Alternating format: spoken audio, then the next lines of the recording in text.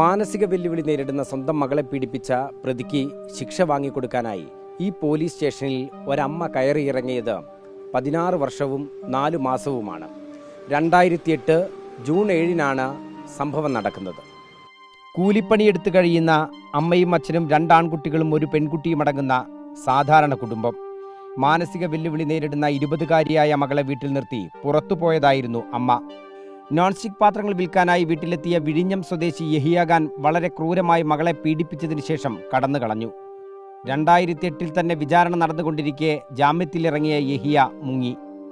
അന്ന് തുടങ്ങിയ 20-കാരിയായ മകളുടെ അമ്മയുടെ നീതിക്കായുള്ള പോരാട്ടം മകൾക്ക് 36 വയസ്സായിട്ടും നിലച്ചിട്ടില്ല.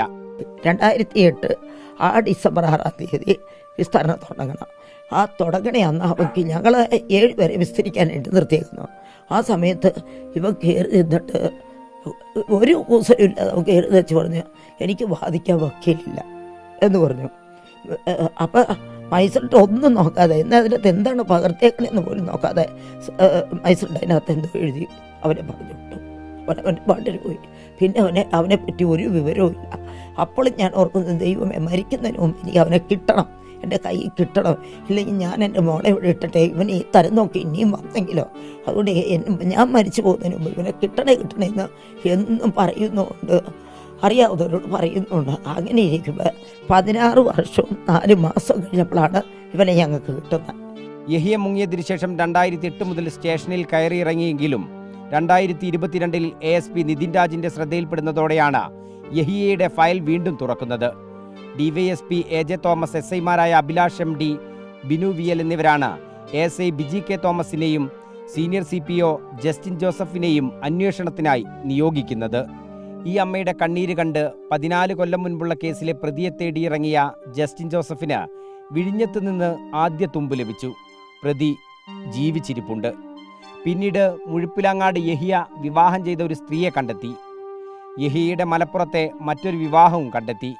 സൗദി അറേബ്യയിലുള്ള കക്ഷി പാസ്പോർട്ടിലെ അഡ്രസ്സിലുൾപ്പെടെ മാറ്റം വരുത്തിയെന്ന് മനസ്സിലാക്കി. പിന്നീട് അങ്ങോട്ട് lookout notice, crime branch, CBI, embassy, Interpol, അങ്ങനെ നിയമത്തിന്റെ പലവിധ നൂലാമാലകൾക്കൊടുവിൽ യഹിയ ഷാർജയിൽ അറസ്റ്റിലായി.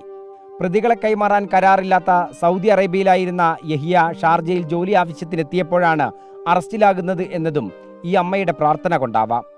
ഇംഗ്ലീഷ് അറബിക് ട്രാൻസ്ലേറ്ററായി സൗദിയിൽ ജോലി ചെയ്യുകയായിരുന്നു യഹിയ. 2 മാസക്കാലം കഴിഞ്ഞിട്ടും യഹിയയെ നാട്ടിലെത്തിക്കാനാകാതായതോടെ അതിജീവിതയുടെ അമ്മ ഹൈക്കോടതിയെ സമീപിച്ചു. അങ്ങനെയാണ് 16 വർഷക്കാലം ഇരുട്ടിലൊളിച്ച യഹിയയെ 2024 നാട്ടിലെത്തിക്കുന്നത്. 3 മാസത്തെ വിചാരണയ്ക്കൊടുവിൽ കോട്ടയം സെഷൻസ് കോടതി ഒക്ടോബർ 30 യഹിയയെ 15 വർഷത്തെ കഠിന തടവിന് വിധിച്ചു. യഹിയ പ്രതിയായ സമയത്ത് തന്നെ സാമ്പത്തികമായി നന്നേ ബുദ്ധിമുട്ട് അനുഭവിക്കുമ്പോൾ പണമെന്ന പ്രലോഭനവുമായി ആളുകളെത്തി.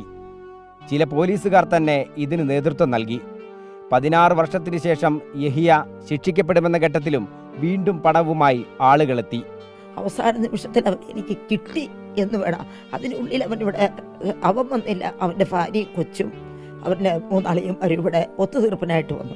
ഞങ്ങൾക്ക് മാപ്പ് തരണം, അവരെ ഒഴിവാക്കി വിടണം എന്ന് പറഞ്ഞു. നാട്ടുകാരൻ ആരോടും പറയുന്നില്ല. എൻ്റെ മനസ്സിൽ കൊണ്ടുനടക്കുമായിരുന്നു. അതാരോട് പറയണമെന്ന് ചോദിച്ചു. അവർ ഞങ്ങൾക്ക് മോളെ ഒന്ന് കാണാൻ എന്നെ അനുവദിക്കുമെന്ന് ചോദിച്ചു. അതിനെ കാണാമല്ലോ, എനിക്ക് പേടിക്കണ്ടല്ലോ എന്ന് പറഞ്ഞു. അവർ കണ്ടു. കൊച്ചു അപ്പുറത്തെ മുറിയിലേക്ക് എന്നെ പോവുകയും ചെയ്തു. പോയി കഴിഞ്ഞപ്പോഴത്തേക്കും എന്നോട് പറഞ്ഞ് 5 ലക്ഷം രൂപ ഞങ്ങൾ തരാം, അല്ല മറ്റൊരു കൂടെ വന്നവർ പറഞ്ഞ് അവർ കുറച്ച് പൈസ തരുമെന്ന് പറഞ്ഞു. അപ്പോൾ കണ്ണിൽ നിന്ന് അങ്ങോട്ട് മൈസറിൻ്റെ മുമ്പ് പറഞ്ഞാൽ മതി എന്ന് പറഞ്ഞു. ഞാൻ പറഞ്ഞ് മൈസറിൻ്റെ മുമ്പിൽ ചെന്നിട്ട് ഞാൻ കണ്ടില്ലെന്ന് പറഞ്ഞു. നിങ്ങൾ എന്നെ ഈ പറയണമെന്ന് ചോദിച്ചു. നിങ്ങൾ അറിവുള്ളവരാണല്ലോ കൂടെ വന്നേക്കണേ, നിങ്ങളെന്ന് ഇങ്ങനെ പറഞ്ഞു തരുന്നതെന്ന് ചോദിച്ചു. ഒരിക്കലും ഉണ്ടാവില്ലെന്ന് പറഞ്ഞാൽ അത് നിങ്ങൾ പ്രതീക്ഷിക്കാൻ വേണ്ട. നിങ്ങൾ 5 ലക്ഷം രൂപ എന്നുള്ളത് 5 കോടി തരാമെന്ന് പറഞ്ഞാലും എനിക്ക് നടക്കത്തില്ല. ഞാൻ പട്ടിണി ജീവിച്ചാലും ശരി, അത് അനുവദിച്ച് തരുമില്ലെന്ന് പറഞ്ഞു. എന്നാൽ തൻ്റെ മകൾ അനുഭവിച്ച പീഡനത്തിനൊരു പണവും പകരമാവില്ല എന്ന നിലപാട് തന്നെയായിരുന്നു ഈ അമ്മയ്ക്ക്. അന്വേഷണ മികവിനേക്കാൾ ആ അമ്മയുടെ 16 വർഷം നീണ്ട പോരാട്ടമാണ് വിജയം കണ്ടതെന്നാണ് അന്വേഷണത്തിന് മുന്നിലുണ്ടായിരുന്ന ജസ്റ്റിൻ ജോസഫ് പ്രതികരിച്ചത്. അതേസമയം പ്രതി വിധിക്കെതിരെ അപ്പീൽ പോയാൽ ഹൈക്കോടതിയിലും നിയമപോരാട്ടം നടത്താൻ തയ്യാറായി അഭിഭാഷകരെയും കണ്ട് കാത്തിരിക്കുക തന്നെയാണ് ഈ അമ്മ. MM Ragesh, reporter, Kottayam.